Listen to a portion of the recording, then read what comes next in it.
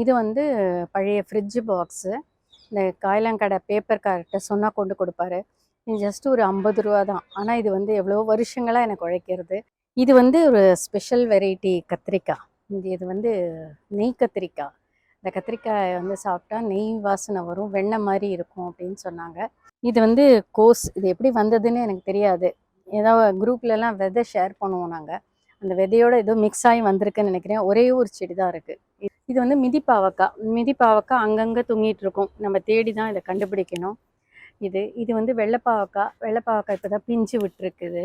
வெண்டை வந்து இது வாட்டர் கேனில் வச்சுருக்கேன். ஸோ அதெல்லாம் வீணாக போகலை. அதனால் எனக்கு அந்த தூக்கி போட மனசு வரல. மாடி தோட்டம் வச்சுருக்கிறதுனால மாடி தோட்டத்துக்கு உங்களுக்கு ஜாஸ்தி தண்ணியே தேவையில்லை. தண்ணி எப்போ தேவைன்னா தண்ணி மண் காஞ்சு அப்போ தான் ஊற்றணும். என் பேர் ஜெயமங்கல்னு பேர். நான் ஊரப்பாக்கத்தில் இருக்கேன். இந்த மாடி தோட்டம் ஒரு 10 வருஷத்துக்கு மேலேயே பண்ணிகிட்ருக்கேன். இதோட பெனிஃபிட் என்னன்னாக்கா, நல்ல காய்கறிகள் நாங்கள் எடுத்து சாப்பிட்றோம். அதுக்கப்புறம் எந்த உடம்புக்கும் வராது. ஸ்ட்ரெஸ் ஃப்ரீயாக இருக்குது இது. பண்ணுறது எனக்கு ஒரு மனசுக்கும் ஒரு சந்தோஷமாக இருக்குது. ஸோ இதை 10 வருஷத்துக்கு மேலேயே நான் பண்ணிகிட்ருக்கேன். நாங்கள் ஆக்சுவலாக எந்த காய்கறியுமே நாங்கள் வெளியில் வாங்குறதே கிடையாது. கிழங்கு வகைகள் தான் வாங்குவோம். காய்கறிகள் எதுவுமே வாங்குறதில்ல. நீங்களே பார்க்கலாம். இப்போ ஒன்று ஒன்றா நான் காமிக்கிறேன். நீங்களே பார்க்கலாம் இந்த எப்படி இருக்குங்கிறது. அண்டு மோரோவர் என்னோடய தொட்டியில் எதுலேயுமே மண் சேர்க்குறதே கிடையாதுண்ணா. ஸோ அதனால் எல்லாமே லைட் வெயிட்டாக இருக்கும். வேர் ஓடுறதுக்கு ஈஸியாக இருக்கும். கிழங்கு பிடிக்கிறதுக்கும் ரொம்ப ஈஸியாக இருக்கும். ஸோ இதை பாருங்கள் நீங்கள். இது வந்து ஒரு கத்திரிக்காய் செடி. இது வந்து பச்சை குண்டு கத்திரிக்காய். மண்ணே கிடையாது என் தொட்டியில். இதை பாருங்கள், மண் வந்து நான் கையிலேயே எடுத்து காமிப்பேன். மண்ணே கிடையாது. Cocopeat, vermi combos and cow dung தான் இதில் மென்யூரே. எல்லா தொட்டிக்குமே இது தான். இது வந்து பாவக்காய். இது வந்து மிதி பாவக்காய். மிதி பாவக்காய் அங்கங்கே தொங்கிட்டு இருக்கும். நம்ம தேடி தான் இதை கண்டுபிடிக்கணும். இது வந்து வெள்ளைப்பாவக்காய். வெள்ளைப்பாவக்காய் இப்போ தான் பிஞ்சு விட்டுருக்குது. இது வந்து பச்சை அந்த நீட்டு பாவக்காய். எல்லாமே எந்த தொட்டிலையுமே என்னோடய தொட்டியில் மண் நான் சேர்க்கறதில்ல. என்றைக்குமே இது வந்து இப்படியே உதிராகவே இருக்கும். அதனால் என்ன பெனிஃபிட்னா, நல்லா நமக்கு வந்து வேர் உள்ளே போய் நல்லா பெனிட்ரேட் ஆகி நல்லா இருக்கும். நமக்கு ஈல்டு நிறையா கொடுக்கும்.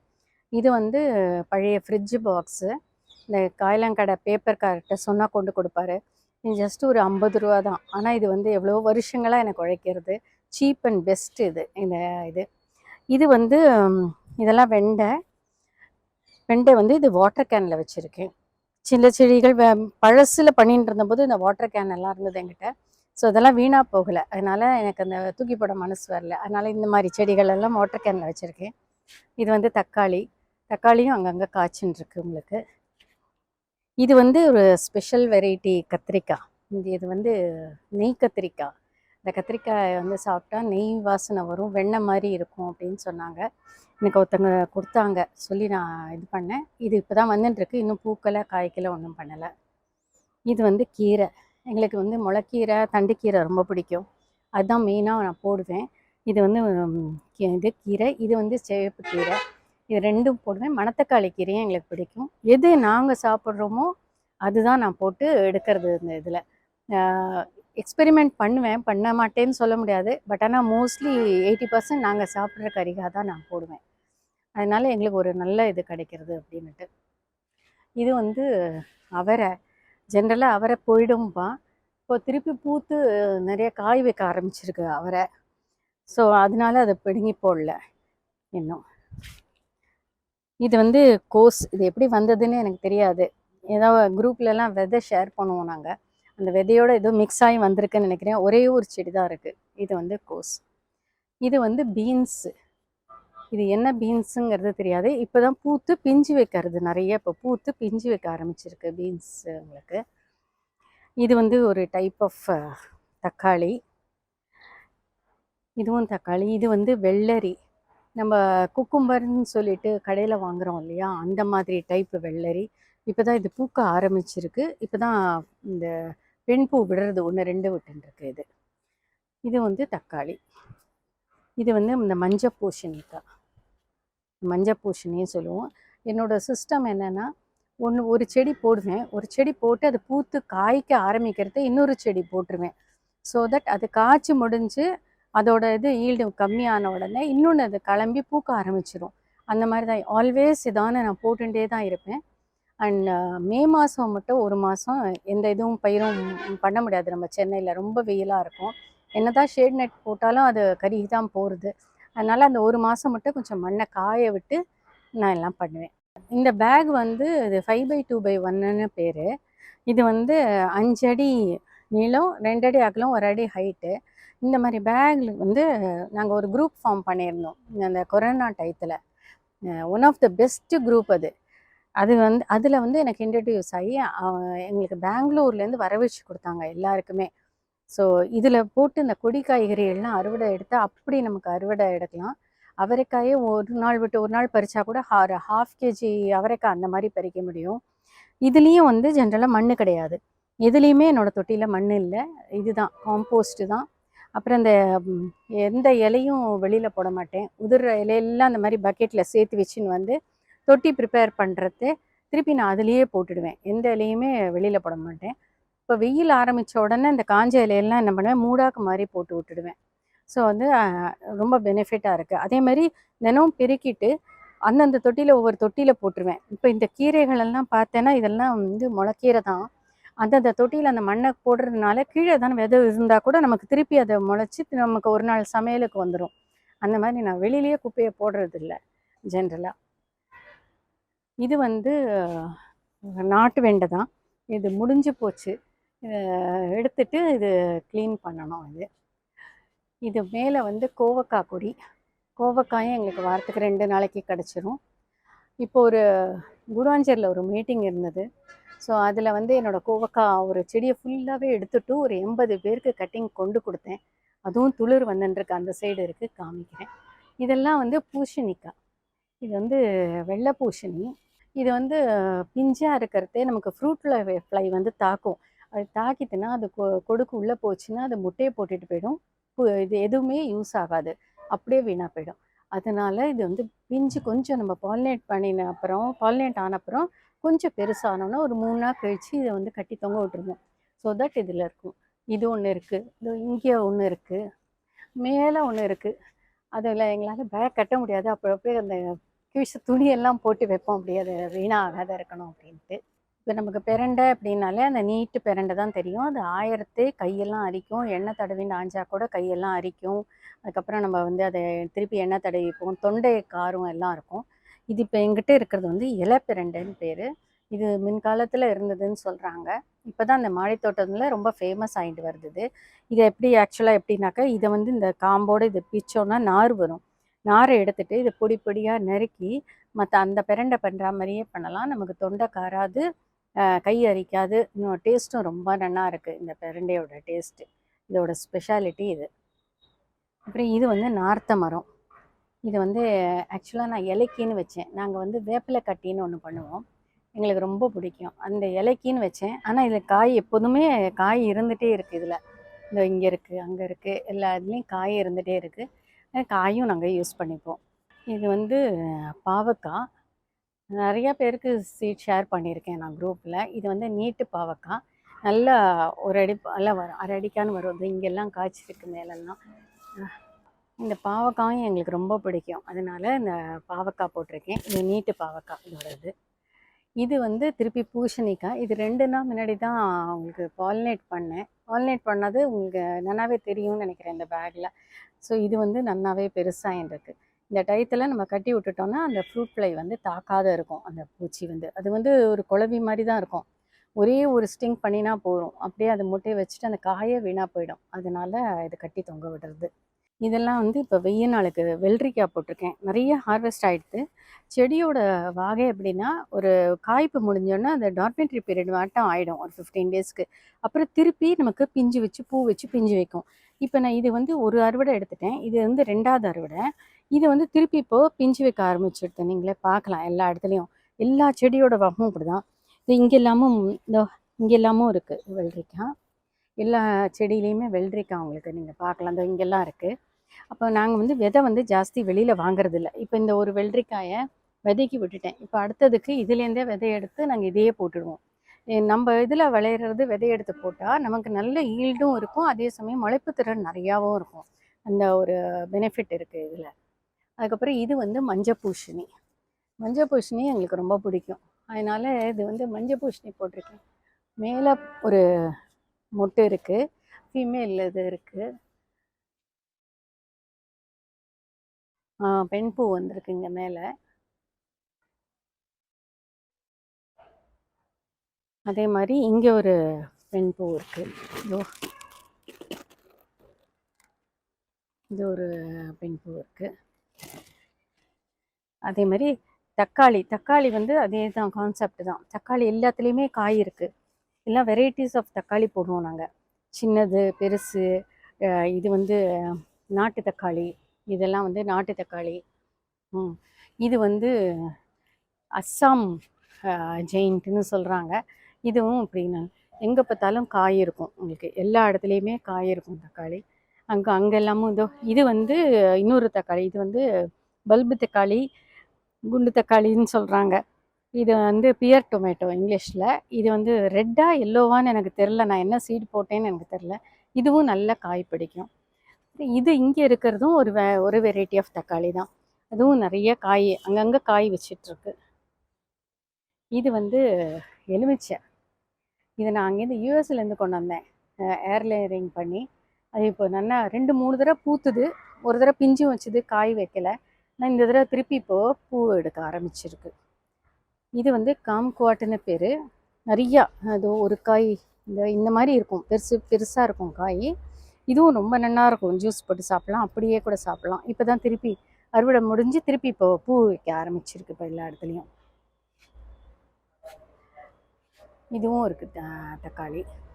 இது வந்து தேவதக்கத்திரின்னு பேர். அப்படியே கொத்தாக காய்க்கும், டேஸ்ட்டும் வந்து ரொம்பவே நல்லாயிருக்கும். இந்த காயோட வாரம் தாங்காத செடியே சாஞ்சு போயிடுது, அப்படியே எல்லா இடத்துலையுமே காய் இருக்கும். அது இது வந்து புடலங்காய் கொடி, இன்னும் இது பிஞ்சு வைக்கல.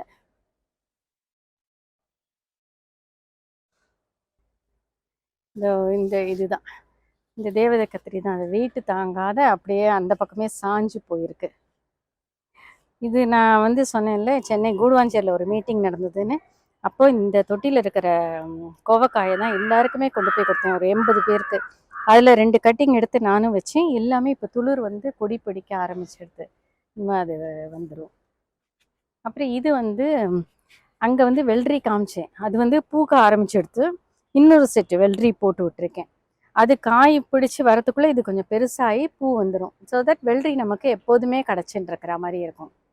இதுவும் அந்த மாதிரி தக்காளி தான், அங்கங்கே போட்டு வச்சுருப்பேன். இது வந்து இந்த மஞ்சள் அட்டை. இந்த மஞ்சள் அட்டையில் என்ன வந்து இந்த காற்றால் விளையில வெள்ளை ஈன்னு ஒன்று இருக்குது. அது வந்து செடியில் உட்காந்தா செடி வந்து வீணாக போயிடுது, அது அதோட இதை வச்சிடுறது, இலை சுருட்டல் வந்துடுறது. ஸோ இந்த மாதிரி அங்கங்கே கட்டி விட்டோன்னா அதில் வந்து ஒட்டிக்கும், அடுத்தது வராது. அடுத்தது வந்தால் கூட அது ஒட்டின உடனே அது நமக்கு செடி ஒன்றும் பண்ணுறதில்ல, ஆஸ்தி பண்ணுறதில்ல. அதனால் எல்லா இடத்துலையுமே அந்த மஞ்சள் அட்டை கட்டி வச்சுருப்பேன்.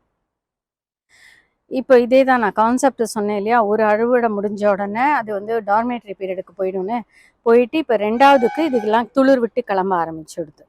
ஸோ ஒரு அறுவடை முடிஞ்சோடனே நான் தூக்கி போட மாட்டேன் செடியை எடுத்து.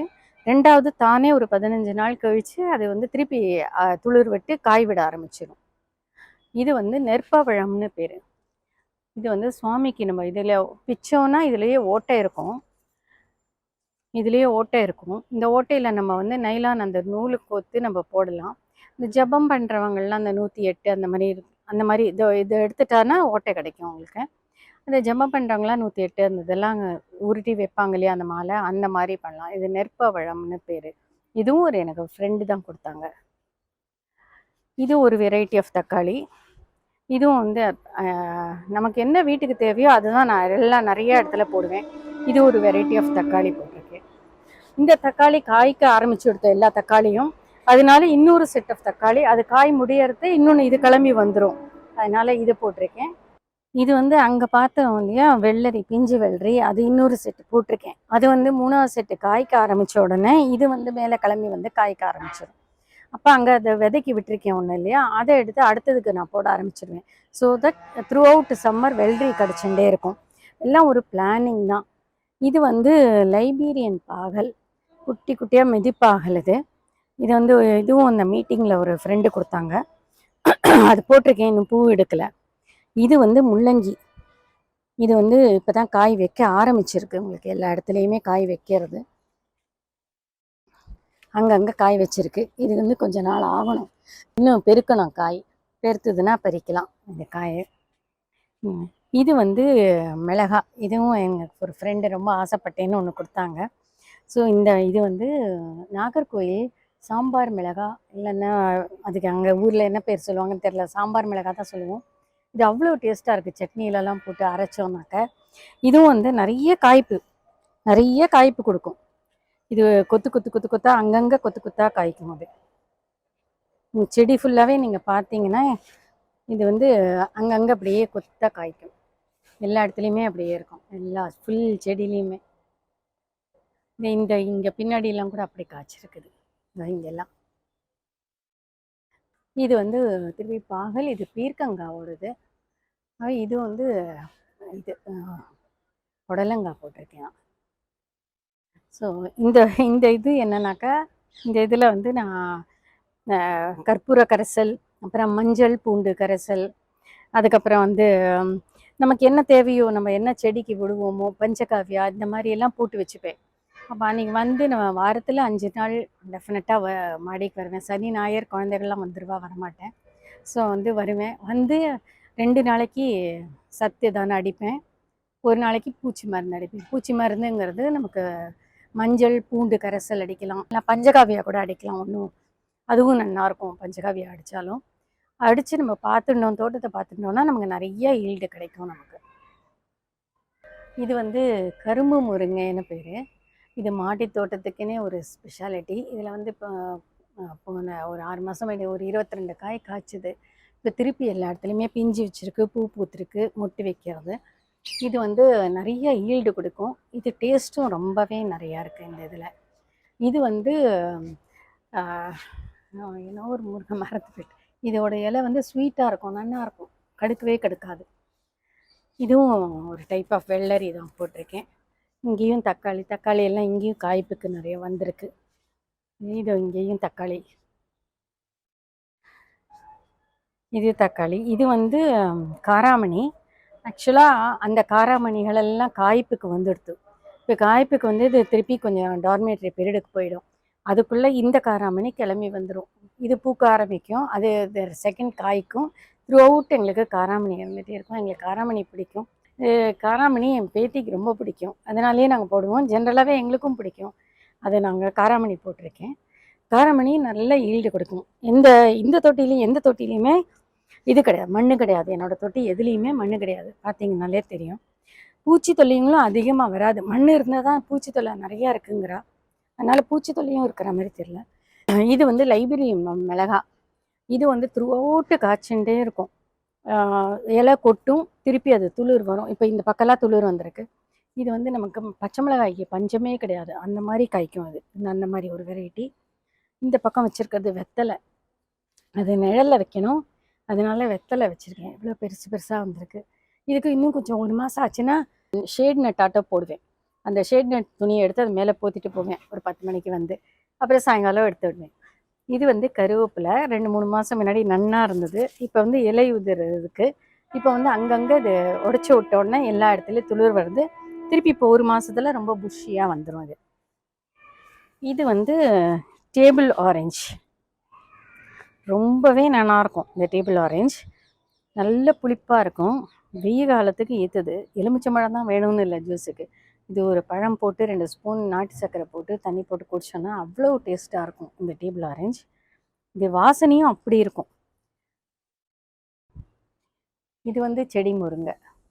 இலைக்கோசரம் தான் வச்சுருக்கேன். அது ஒரு செடி முருங்கை வச்சுருக்கேன், அதுவும் இலைக்கோசரம் தான். நான் எங்கள் பக்கத்து வீடு, பொண்ணு வீடு எல்லாருமே எடுத்துப்போம், எங்கள் முருங்கைக்கீரை வேணும்ன்ட்டு. அது இதே கருவேப்பிலையை இங்கே ஒன்று எடுத்து வச்சுருக்கேன். இது வந்து ஒரு டைப் ஆஃப் கோவக்காய் கொடி. இது சின்னதாக காய்க்கும், இதுவும் நல்லாயிருக்கும், கசப்பே இருக்காது. இது சின்னதாக காய்க்கும். இது வந்து வாழை மரம். வாழை மரம் எதுக்கு வச்சுருக்கேன்னா, வேறு பசங்கள்லாம் வந்தால் போலியெல்லாம் கேட்பாங்க. ஸோ அந்த போலியெல்லாம் கேட்குறது எனக்கு பிளாஸ்டிக்கில் தட்டுறதுக்கெலாம் இஷ்டம் கிடையாது. ஸோ அப்பப்போ இதை கட் பண்ணி எடுத்துப்போம். இலைக்கு மட்டும் தான் வச்சுருக்கேன். ஆனால் லாஸ்ட் டைம் இதில் ஒரு 4 காய் வந்து ஒரு சின்ன பூ வந்து எல்லாம் வந்தது. அதை பார்க்கவும் சந்தோஷமாக இருந்தது. இது வந்து பீர்க்கங்காய். பீர்க்கங்காய் வந்து வெளியில் கொடி போட்டிருக்கேன். இந்த வெளியில் இருக்கிறது எல்லாமே எங்களுக்கு கிடைக்குமாங்கிறது கடைசி வரலும் தெரியாது. குரங்கு வந்து 2 நாள் முன்னாடி குரங்கு வந்து பீர்க்கங்காயை சாப்பிட்டு போயிடும். முழுக்கவும் சாப்பிடாது, பிச்சு பிடுங்கி போட்டுட்டு போயிடும். ஸோ இது வந்து பீர்க்கங்காய். இது வந்து ஒரு ஃப்ரெண்டு கொடுத்து இது நாட்டு செம்பருத்தி. அதனால தான் ஆக்சுவலாக குரங்குக்கோசரம் தான் நாங்கள் கூண்டே போட்டோம். எவ்ரி 3 மந்த்ஸுக்கு ஒரு தடவை அந்த குரங்கு வந்து அட்டகாசம் பண்ணி பிஞ்செல்லாம் கட் பண்ணி நாஸ்தி பண்ணிடும். அப்புறம் மிளகா கூட விடாது, அந்த மாதிரி சாப்பிடும் குரங்கு. அது போட்டோம். அதில் போட்டதோட வெளியில் இடம் காலியாக இருக்கே அப்படின்னுட்டு தான் செடி போட்டிருக்கேன். அதனால் எனக்கு நிச்சயம் கிடையாது. இன்றைக்கி இப்போ பார்த்துட்டு போகிறோம், இதை பார்த்துட்டு போகிறோம். ஆனால் ஒரு 2 ஹவர்ஸ் கழிச்சு இருக்குமான்னு தெரியாது. அதனால் குரங்கு எவ்வளவோ துரத்தி பார்த்தோம். ஆளை வச்சு ஃபாரஸ்ட் டிபார்ட்மெண்ட்டில் கூப்பிட்டு பிடிச்சி பார்த்தோம்.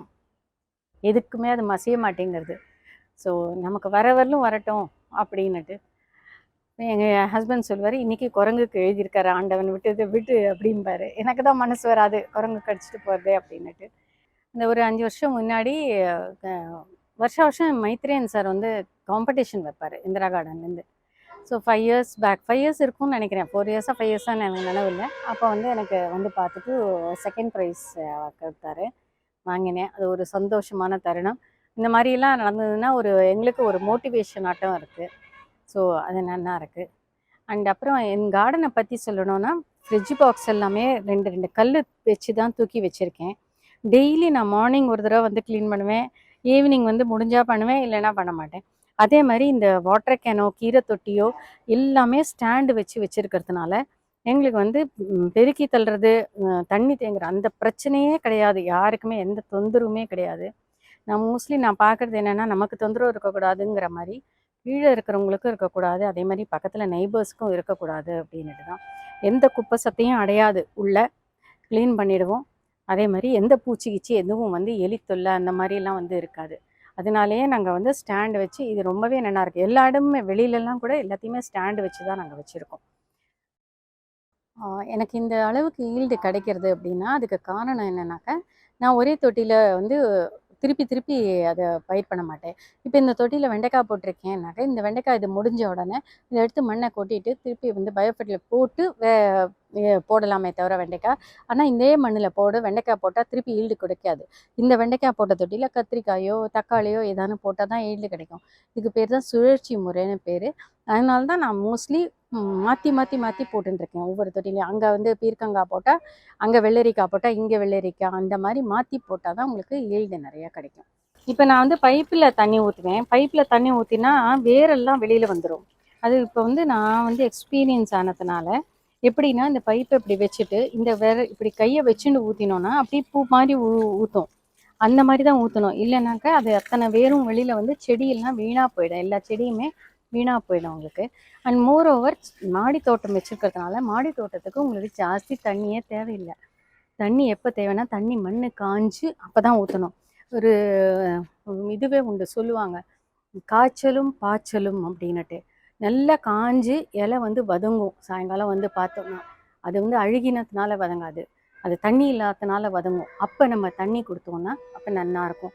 அதே மாதிரி நம்ம மாதமோ ஒரு 2 மாதத்துக்கு ஒரு தடவை எரு கொடுக்கலாம். எருனாக்கா என்னென்னா, நான் மீன் பண்ணுறது என்னென்னா, மாட்டு சாணம் கொடுக்கலாம். அப்படி இல்லைன்னா கடலை புண்ணாக்கு கரைசல் கொடுக்கலாம்.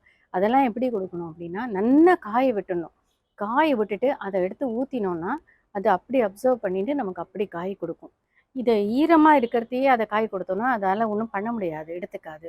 அதே மாதிரி இந்த பாக்ஸுக்குள்ளேயோ கேனுக்குள்ளேயோ 24 மணி நேரமும் ஃபேக்ட்ரி மாதிரி நம்ம வந்து இந்த இது ஒர்க் பண்ணுறது. அது என்ன ஒர்க் பண்ணுறதுனா, நமக்கு வேணுங்கிற அந்த அந்த இது இருக்குது இல்லையா, இன்செக்ட்ஸ் அதெல்லாம் நமக்கு ஒர்க் பண்ணிட்டு இருக்கு. அது என்ன பண்ணும் அப்படின்னா, இப்போ நம்ம கொடுக்குற கடலை புண்ணாக்க அப்படியே செடியால் எடுத்துக்க முடியாது. அது வந்து அதை எடுத்துக்கிற ஃபார்மில் அதை மாற்றி கொடுக்கும். அதுக்கு தான் நம்ம வந்து பயோஃபெர்டிலைசர்ஸ் ஃபஸ்ட்டு பாட்டிங் மிக்ஸ் போது பயோஃபெர்டிலைசர்ஸ் யூஸ் பண்ணணும். யூஸ் பண்ணினா அது அதுலேயே இருந்துருக்கும், தண்ணி கொடுக்குறதே இருக்கும். அதேமாதிரி ஜீவாமிர்தம் கொடுக்கலாம். ஜீவாமிர்தம் இது கொடுக்கலாம், சாண கரைசல், கோமியம், வெல்லம், பயத்த மாவு வச்சு வந்து பண்ணி கொடுக்கலாம். அதெல்லாம் பண்ணி கொடுக்கறது அதுக்கு மண்ணை காய வச்சு தான் நம்ம கொடுக்கணும். மண்ணை காய வச்சு கொடுக்குறது அது வந்து அந்த இதுக்கு உணவாகவும் ஆகும். அந்த உணவை சாப்பிட்டுட்டு அது நம்மள்ட்ட இருக்கிற அந்த கீழே இருக்கிற கார்பனை என்ன வந்து மாற்றி கொடுக்கும். வேருக்கு தகுந்த மாதிரி அதை மாற்றி கொடுக்கும். அதுதான் வந்து ஆக்சுவலாக நடக்கிறது. நம்ம சொல்கிறோம் கடலை புண்ணாக்கு கொடுத்தோம், வேர் எடுத்துக்காது கடலை புண்ணாக்கை. அதை மாற்றி கொடுக்குற ஃபார்மில் கொடுத்தா தான் எடுக்கும். அந்த வேலையை தான் அதுக்குள்ளே எல்லாம் செஞ்சுன்னு உட்காந்துருக்குங்க. அதனால தான் நமக்கு இவ்வளவு காய்கள் கிடைக்கிறது. கார்பனை வந்து அதை மாற்றி கொடுக்கறதுனால தான் நமக்கு கிடைக்கிறது இது. அப்படிதான் நம்ம அதை படித்து தெரிஞ்சுருந்தோன்னா, அதோட பேசிக் இது தெரிஞ்சிருந்தோம்னாலே எல்லாருமே சக்ஸஸ்ஃபுல் கார்டனர் ஆகலாம்.